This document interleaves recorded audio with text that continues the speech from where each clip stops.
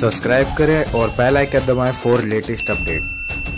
Hello everyone, this is Abhishek Sharma. Welcome to my channel. So today we discuss in this video about Indian Contract Act 1872. तो आज हम इस video में बात करने वाले हैं इंडियन कॉन्ट्रैक्ट एक्ट की 1872, जिसमें हम बात करेंगे कि कॉन्ट्रैक्ट वगैरह कैसे होते हैं, वॉइड एग्रीमेंट, ये सारी चीज़ें हम देखने वाले हैं इस वीडियो में। ये वीडियो यूज़फुल है CA foundation and CMA inter CMA foundation. तो ये video CA foundation, CMA foundation और CMA इंटर के लिए वेरी यूज़फुल वीडियो है, बहुत ही इंपॉर्टेंट वीडियो है। इसमें आज हम बहुत सारी चीज़ें देखने वाले हैं। तो स्टार्ट करते हैं। हमारा सबसे पहला टॉपिक इंडियन कॉन्ट्रैक्ट एक्ट की हिस्ट्री की बात कर लेते हैं। सबसे पहले तो हिस्ट्री में हम बात करेंगे कि इंडियन कॉन्ट्रैक्ट एक्ट क्यों आया। तो इंडियन कॉन्ट्रैक्ट एक्ट आने के पीछे जो कहानी है वो ये थी कि पहले लोग कॉन्ट्रैक्ट करते थे और उसकी ऑब्लिगेशन फुलफिल नहीं करते थे, फ्रॉड बहुत हो रहे थे कॉन्ट्रैक्ट में। तो दैट्स वाई ये एक्ट लाया गया इंडियन कॉन्ट्रैक्ट एक्ट 1872। तो सबसे पहले हम बता दें कि ये Indian contract act prescribe the law relating to contracts in India. जो कि कॉन्ट्रैक्ट्स बनते हैं उस पर एप्लीकेबल होता है ये। और ये act base on principal of English common law. English common law पे बेस है, क्योंकि ये 1872 जब इंडिया को फ्रीडम नहीं मिली थी 1947 से पहले का एक्ट है। ये 1872 में ब्रिटिश के टाइम का एक्ट है। That's why it's based on English common law. So ये बेस्ड है principle of English common law. ये थी history. It's applicable to all state of India. ये ऑल स्टेट ऑफ इंडिया पे एप्लीकेबल है। पहले ये था except Jammu and Kashmir, but Jammu and Kashmir reorganisation act 2019 के तहत अब ये चेंज हो गया, जो कि ये एक्ट एप्लीकेबल है to all state of India. Next हम बात करते हैं it determines the circumstances in which promise made by the parties to a contract shall be legally bind. मतलब वही कि जो कॉन्ट्रैक्ट होता है वो लीगली बाइंड होगा। ऑब्लिगेशन फुलफिल कराना, राइट देना, ये सारी चीज़ें हैं इस इंडियन कॉन्ट्रैक्ट एक्ट में। तो स्टार्ट करने से पहले लास्ट पॉइंट ये इफेक्ट हुआ 1 सितंबर 1872 से इफेक्ट में आया ये एक्ट, इंडियन कॉन्ट्रैक्ट एक्ट 1872। तो नेक्स्ट हम बात करते हैं डेफिनेशंस की। कुछ इंपॉर्टेंट डेफिनेशन है इसमें। लाइक सबसे पहले डेफिनेशन है प्रपोजल। प्रपोजल मीन्स ये होता है कि जब वन पर्सन कुछ ऑफर करता है, दैट डूइंग समथिंग और एब्सटेंट फ्रॉम डूइंग, कुछ करना या कुछ नहीं करना किसी के लिए, दैट इज़ वो एक प्रपोजल कर रहा है कि कुछ करूँ या ना करूँ, that he is making a proposal. और जो प्रपोजल करता है उसे प्रॉमिसर कहते हैं, और तो जो प्रपोजल एक्सेप्ट करता है उसे प्रॉमिसी कहते हैं। तो नेक्स्ट है हमारा एक्सेप्टेंस। एक्सेप्टेंस में हम बात करते हैं कि जिसके लिए प्रपोजल किया गया है वो एक्सेप्टेंस देगा अगर वो टर्म्स पे एग्री हो जाता है कि हाँ ठीक है ये टर्म्स पे मैं एग्री हूँ, इट मीन्स वो एक्सेप्टेंस दे रहा है। That is acceptance. जब वो एग्री हो जाता है उस टर्म्स पे, इट मीन्स वो एक्सेप्टेंस दे दी है। जब एक प्रपोजल एक्सेप्ट हो जाता है इट्स बिकम प्रॉमिस। तो ये तो था हमारा प्रपोजल एंड एक्सेप्टेंस। नेक्स्ट है हमारा एग्रीमेंट। तो एग्रीमेंट में हम बात करते हैं जो प्रॉमिस होता है। प्रॉमिस में एक कंसिडरेशन जब प्रॉमिस है every set of promise forming the consideration for each other. जो कि प्रॉमिस में कंसिडरेशन फॉर्म हो जाती है तो वो बन जाता है एग्रीमेंट। तो promise, proposal plus acceptance become promise, और उसमें कंसिडरेशन ऐड कर दो तो इट्स बिकम एग्रीमेंट। एक होता है कंसिडरेशन फॉर ईच अदर। अगर फॉर्मिंग हो रही है कंसिडरेशन ईच अदर तो that is reciprocal promise. Next हम देखते हैं ऑफर। तो ऑफर क्या होता है? ऑफर वही होता है जब कोई प्रपोज करता है कुछ एग्रीमेंट के टर्म्स वगैरह, that is he is making a offer. Offer वो दे रहा है कि कुछ टर्म्स वगैरह, कुछ करना, डूइंग और एब्सटेन फ्रॉम डूइंग समथिंग, वो कुछ करना या कुछ नहीं करना भी एक ऑफर ही कहलाएगा। तो वो ऑफर कर रहा है, और जो ऑफर करता है उसको हम बोलते हैं ऑफरर। जो ऑफर करता है उसे हम बोलते हैं ऑफरर, और जो पर्सन जिसके लिए ऑफर किया गया उसे हम कहेंगे ऑफरी। सो ये तो डेफिनेशन। अब आते हैं हम टाइप्स ऑफ ऑफर में हम बात करेंगे सबसे पहले एक्सप्रेस ऑफर। एक्सप्रेस ऑफर क्या होता है? तो एक्सप्रेस ऑफर वो होता है जो कि राइटिंग और ओरल में, या ओरल में हो या राइटिंग में, that is express offer. Implied offer क्या होता है? इम्प्लाइड ऑफर वो होता है जो कि एक सर्कमस्टांसेस एक डिफाइन करता है। जैसे कि एक एनवायरनमेंट होती है, उस एनवायरनमेंट में एंटर करने से आप उस ऑफर को एक्सेप्ट कर लेते हो, that is implied offer. Next general offer. General offer क्या होता है? जनरल ऑफर वो ऑफर होता है जो सबके लिए है, जनरली सबके लिए ओपन है, और उसकी कंडीशन वगैरह आप एक्सेप्ट करके उस ऑफर में उस ऑफर को एक्सेप्ट कर सकते हो। तो that is general offer. Specific offer क्या होता है? तो स्पेसिफिक ऑफर वो होता है जो कि एक स्पेसिफिक पर्पस के लिए हो, that is specific offer. Next हम बात करते हैं काउंटर ऑफर क्या होता है। तो काउंटर ऑफर वो होता है जो कि एक ऑफ़र के बदले दूसरा ऑफ़र कर देना, that is counter offer. Next हम बात करेंगे क्रॉस ऑफ़र। क्रॉस ऑफ़र क्या होता है? क्रॉस ऑफ़र वो ऑफ़र होता है कि एक दूसरे के ऑफ़र के एक्सचेंज में ऑफ़र करना in ignorance of each other offer, in ignorance of each other offer, और इनके जो ऑफ़र होते हैं वो आइडेंटिकल होते हैं, that is cross offer. Cross offer का एक एग्जांपल दो, दैट मिस्टर ए ने बी को ऑफ़र की है वॉच इन ₹100 की वॉच बी को ऑफ़र की है। सेम ऑफ़र बी ने भी एक वॉच ऑफ़र की है ए को ₹100 में, दैट इज़ ये दोनों ने एक्सचेंज किया, ऑफ़र एक दूसरे को ऑफ़र किया है। और अगर बी अपना ऑफ़र रिजेक्ट करके और वो वॉच एग्री हो जाए ₹80 में ख़रीदने के लिए, वो बोलेगा कि हाँ मैं बी कह रहा है कि हाँ मैं ₹80 में ख़रीद लूँगा ये वॉच, तो इट मीन्स वो एग्री कर रहा है, ये हो जाएगा काउंटर ऑफ़र। ये काउंटर ऑफ़र हो जाएगा जब बी अपना ऑफ़र रिजेक्ट करके अपना एक ऑफ़र देगा कि हाँ मैं ₹80 में इसे ख़रीद लूँगा, दैट इज़ काउंटर ऑफ़र। और क्रॉस ऑफ़र वो होगा जब ए बी ऑफ़र कर रहा है, बी भी ऑफ़र कर रहा है, that is in ignorance of each other offer, एक एक्सचेंज ऑफ़र का एक्सचेंज हो रहा है, दैट इज़ क्रॉस ऑफ़र। सो ये तो था हमारा क्रॉस ऑफ़र। नेक्स्ट हम बात करते हैं स्टैंडिंग ऑफ़र। स्टैंडिंग ऑफ़र वो होता है जो कि एक फिक्स प्राइस और सर्टेन पीरियड के लिए होता है, that is a standing offer. So next हम बात करते हैं essential of valid offer. Valid offer clear, definite, complete and final in terms, मतलब वैलिड जो ऑफ़र होना चाहिए वो कंप्लीट होना चाहिए, कुछ उसमें अनसर्टेन नहीं होना चाहिए, कुछ ऐसी चीज़ नहीं होनी चाहिए जो कि अनसर्टेन हो, जिसका पता ना हो। नेक्स्ट मैं बात करूँ of communicating to offer. Offer को जब तक कंप्लीट नहीं माना जाएगा, जब तक कि ऑफर को कम्युनिकेट नहीं कर दिया जाता, that is essential of valid offer. Next मैं बात करूँ कम्युनिकेशन राइटिंग में हो सकती है, ओरल में हो सकती है। नेक्स्ट मैं बात करूँ कम्युनिकेशन एक्सप्रेस इम्प्लाइड में भी हो सकती है, जनरल और स्पेसिफिक भी हो सकती है ऑफर।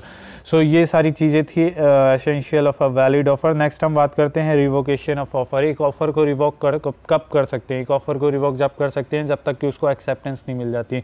जैसे ही उसे एक्सेप्टेंस मिल जाती है उसके बाद आप रिवोक नहीं कर सकते। तो एक ऑफर को रिवोक करना है तो उसे एक्सेप्टेंस से पहले रिवोक किया जा सकता है, तो this is the revocation of offer. Next हम बात करेंगे एक्सेप्टेंस की। एक्सेप्टेंस मीन्स ये है कि जब आप ऑफ़र जिसने ऑफ़र किया आपको उसकी टर्म्स पे आप एग्री हो जाते हो, एग्री आपने हाँ बोल दिया, एग्री हो जाते हो, that means you are giving acceptance.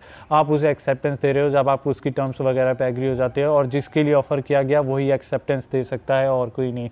Next मैं बात करूँ एक्सेप्टेंस कब तक कंप्लीट नहीं होगा, तो एक्सेप्टेंस जब तक कंप्लीट नहीं होगा जब तक कि वो कम्युनिकेट नहीं कर दी जाती प्रपोजर को। Without communication acceptance is not complete. तो जब तक प्रपोजर की नॉलेज में नहीं आ जाएगा कि हाँ ये एक्सेप्टेंस मिल गई है, जब तक कि वो एक्सेप्टेंस अधूरी है। जैसे ही प्रपोजर की नॉलेज में आ जाएगी कि हाँ एक्सेप्टेंस मिल गई है, जब वो एक्सेप्टेंस कंप्लीट मानी जाएगी। तो this is acceptance. Revocation of acceptance पे हम बात करेंगे कब रिवोक कर सकते हैं। तो रिवोक जब करेंगे जब तक वो प्रपोजर की नॉलेज में नहीं आ जाती है, जब तक रिवोक कर सकते हैं। जैसे ही प्रपोजर की नॉलेज में आ गई उसके बाद हम एक्सेप्टेंस को रिवोक नहीं कर सकते हैं। सो स्टार्ट करते हैं नेक्स्ट पॉइंट से, offer plus acceptance. Offer plus acceptance it's become promise. Offer plus acceptance it's become promise. Promise plus consideration it's become agreement. तो प्रॉमिस प्लस कंसिडरेशन होता है एग्रीमेंट। नेक्स्ट बात करूँ agreement plus enforceable by law. कोई भी agreement जो कि enforceable by law होता है, इट बिकम कॉन्ट्रैक्ट। तो ये थी छोटी सी डेफिनेशन। नेक्स्ट हम बात करते हैं वॉइड एग्रीमेंट की। वॉइड एग्रीमेंट, तो वॉइड एग्रीमेंट क्या होता है देख लेते हैं एक बार। An agreement not enforceable by law it's said to be void. कोई भी एग्रीमेंट जो कि लॉ द्वारा एनफोर्सिबल नहीं होता, इट्स बिकम वॉइड। वो वैलिड एग्रीमेंट नहीं माना जाएगा अगर वो एनफोर्सिबल बाय लॉ नहीं होता। कौन कौन से ऐसे एग्रीमेंट होते हैं एक बार देख लेते हैं। तो सबसे पहला एग्रीमेंट है agreement in restraint of marriage. अगर किसी को मैरिज करने से रोको ऐसा कोई एग्रीमेंट होगा तो वो वॉइड एग्रीमेंट माना जाएगा, एक्सेप्ट माइनर। माइनर के केस में वो वैलिड माना जाता है। So next agreement in restraint of trade. Agreement in restraint of trade मतलब किसी को बिजनेस करने से रोकना। ऐसा कोई एग्रीमेंट अगर कोई करता है तो वो एग्रीमेंट वॉइड माना जाएगा, बट उसके भी एक एक्सेप्शन है। अगर कोई गुडविल सेल कर देता है तो वही बिजनेस फिर वो दोबारा नहीं कर सकता, इट मीन्स उसे रिस्ट्रेन कर दिया जाएगा। तो ये था वैलिड। नेक्स्ट एग्रीमेंट है हमारा रिस्ट्रेंट ऑफ लीगल प्रोसीडिंग। हम किसी को लीगल प्रोसीडिंग के लिए नहीं रोक सकते हैं। ये ऐसा कोई एग्रीमेंट करना नॉट वैलिड माना जाएगा, वो एग्रीमेंट वॉइड माना जाएगा। पर इसका भी एक एक्सेप्शन है, लाइक अगर बैंक एग्रीमेंट वगैरह होता है वो, या फिर आर्बिट्रेशन के केस में एक्सेप्शन है। नेक्स्ट हम बात करते हैं एग्रीमेंट वॉइड फॉर अनसर्टिनिटी। ऐसा कोई एग्रीमेंट जो कि अनसर्टेन है, ऐसा कोई एग्रीमेंट किया जाता है तो वो भी वॉइड माना जाएगा। नेक्स्ट मैं बात करूँ agreement by way of wager. Way of wager means ऐसा कोई एग्रीमेंट जो कि गैम्बलिंग, लॉटरी वगैरह का ऐसा कोई एग्रीमेंट करते हैं तो वो वॉइड माना जाता है, एक्सेप्ट हॉर्स रेसिंग। अगर हॉर्स रेसिंग का कोई एग्रीमेंट कर रहा है जिसका प्राइस मोर देन 500 है तो वो एग्रीमेंट वैलिड माना जाएगा। सो ये तो देखा हमने वॉइड एग्रीमेंट्स कौन कौन से थे, restraint of marriage, restraint of trade, या फिर रिस्ट्रेंट ऑफ लीगल प्रोसीडिंग, या फिर कोई एग्रीमेंट जो कि अनसर्टिनिटी है, या फिर वे ऑफ एजर, ये सारे एग्रीमेंट होते हैं वॉइड। सो ये वॉइड एग्रीमेंट देख लिया। नेक्स्ट हम बात करेंगे लीगैलिटी ऑफ ऑब्जेक्ट, मतलब कि ऐसा कोई एग्रीमेंट जिसका ऑब्जेक्ट एंड कंसिडरेशन अगर लॉफुल नहीं होगा तो वो एग्रीमेंट माना जाएगा वॉइड।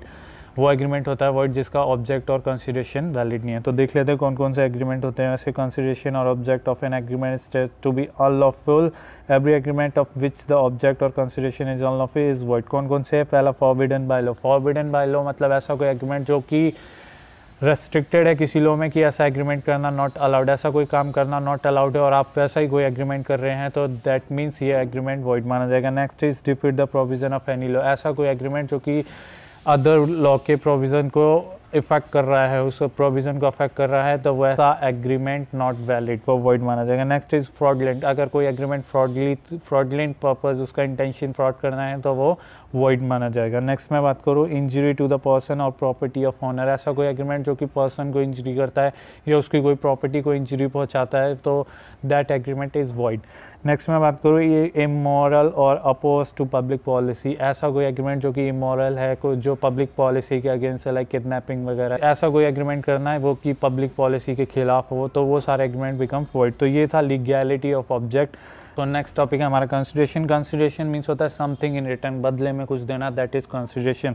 तो consideration move at the desire of promisor, जो कि कंसिडरेशन मूव करती है desire of the promisor any other person has done और एब्सटेंट फ्रॉम डूइंग, मतलब प्रोमिसी या एनी अदर पर्सन कुछ करना या कुछ नहीं करना, that is part of consideration. ये कंसिडरेशन कहलाएगी। नेक्स्ट हम बात करते हैं लीगल रूल्स रिगार्डिंग कंसिडरेशन का, कौन कौन से लीगल रूल है रिगार्डिंग कंसिडरेशन। तो सबसे पहला है contract must be supported by consideration, जो भी कॉन्ट्रैक्ट है वो supported by consideration, without consideration it become void.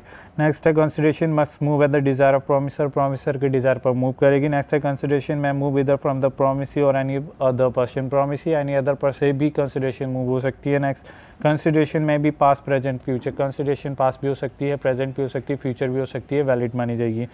Next मैं बात करूँ कंसिडरेशन नॉट बी एडुकेट, अगर कंसिडरेशन एडुकेट ना हो तब भी वो वैलिड मानी जाएगी। नेक्स्ट मैं बात करूँ consideration must be real not illusory और इम्पॉसिबल, कंसिडरेशन रियल होनी चाहिए, इल्यूजरी या इम्पॉसिबल नहीं होनी चाहिए। सो ये थे legal rule regarding consideration. Next हम बात करेंगे नो कंसिडरेशन नो कॉन्ट्रैक्ट। तो ऐसा केस भी होता है कि जहाँ पे कंसिडरेशन ना हो तब भी कॉन्ट्रैक्ट वैलिड माना जाता है। तो देख लेते हैं कौन कौन से कॉन्ट्रैक्ट है। Agreement made without consideration is void, कोई भी एग्रीमेंट बनाया जाता है जो without consideration is void, but इसके भी कुछ एक्सेप्शंस है। ऐसे एग्रीमेंट जो कि विदाउट कंसिडरेशन करे जाए तब भी वैलिड माने जाएंगे। कौन कौन से एग्रीमेंट है देख लेते हैं एक बार। Natural love and affection, natural love and affection, अगर ऐसा कोई एग्रीमेंट होता है नेचुरल लव एंड अफेक्शन जिसका क्लोज रिलेशन होता है, राइटिंग वगैरह में होता है, तो वो एग्रीमेंट वैलिड माना जाता है। नेक्स्ट है कंपनसेट फॉर वॉलंटरी सर्विस, ऐसी कोई service freely without charging any cost, ऐसी सर्विस प्रोवाइड करना जिसके लिए कंपनसेशन मिलता है तो that is valid. Next is pay a time barred डेप्ट, मतलब ऐसा कोई एग्रीमेंट जिसमें टाइम रीपे करने का, डेप्ट रीपे करने का टाइम वगैरह डिफाइन है, सर्टेन है, तो वो एग्रीमेंट वैलिड माना जाएगा विदाउट कंसिडरेशन। नेक्स्ट है गिफ्ट वैलिड माना जाएगा।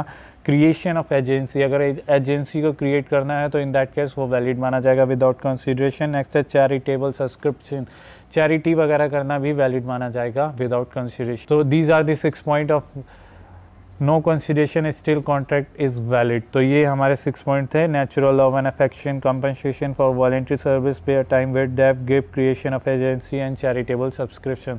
इस केस में भी विदाउट कंसिडरेशन एक कॉन्ट्रैक्ट वैलिड माने जाएंगे। नेक्स्ट हम देखते हैं doctrine of privity of contract. Doctrine of privity of contract बताता है दैट स्ट्रेंजर मीन्स कोई अदर पार्टी, अदर पर्सन, अनजान व्यक्ति फाइल शूट नहीं कर सकता किसी कॉन्ट्रैक्ट का। सिर्फ ये राइट किसके पास है? ये राइट है सिर्फ पार्टी टू द कॉन्ट्रैक्ट, ये राइट सिर्फ पार्टी टू द कॉन्ट्रैक्ट, जो कॉन्ट्रैक्ट के पार्टीज है वही कर सकते हैं सूट फाइल कर सकते हैं, मिस केस वगैरह कर सकते हैं। कोई थर्ड पर्सन स्ट्रेंजर फाइल नहीं कर सकता सूट पर। इसके भी कुछ एक्सेप्शन से देख लेते हैं क्या क्या एक्सेप्शन है। तो सबसे पहला है ट्रस्ट बेनिफिशियरी के केस में थर्ड पर्सन, अदर पर्सन भी फाइल कर सकते हैं सूट।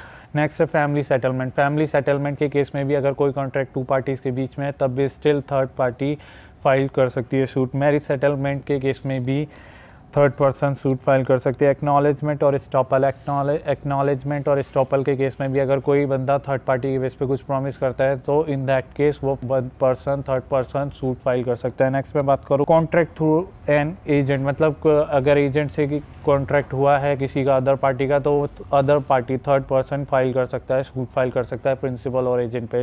एंड नेक्स्ट है covenant running with land. Covenant means एक कंडीशन अटैच लैंड के साथ, तो वो कंडीशन एप्लीकेबल होगी थर्ड पर्सन पे भी। वो कंडीशन सब पे एप्लीकेबल होती है तो थर्ड पर्सन पे भी एप्लीकेबल होगी, तो थर्ड पर्सन सूट फाइल कर सकता है। तो ये था हमारा इंडियन कॉन्ट्रैक्ट एक्ट 1872 का पार्ट 1, जिसमें हमने काफ़ी सारी चीज़ें कवर की हैं। ये वीडियो बहुत ही यूज़फुल है आपको रिवीजन करने के लिए। बहुत ही जल्दी मैंने इसमें पॉइंट कवर किए हैं, बहुत ही अच्छे से।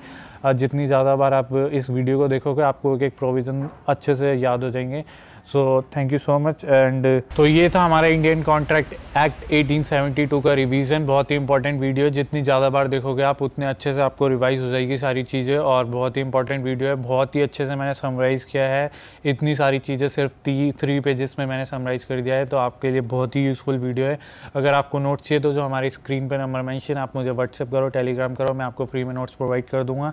और अगर आपको मेरा ग्रुप ज्वाइन करना है, जो व्हाट्सएप टेलीग्राम पे मेरा ग्रुप भी है, अगर आपको ग्रुप ज्वाइन करना है तो मैंने डिस्क्रिप्शन बॉक्स में लिंक डाली हुई है, आप उस पर क्लिक करके मेरा ग्रुप भी ज्वाइन कर सकते हैं for latest update. So thank you so much for watching this video. If you like it please subscribe it. Thank you so much.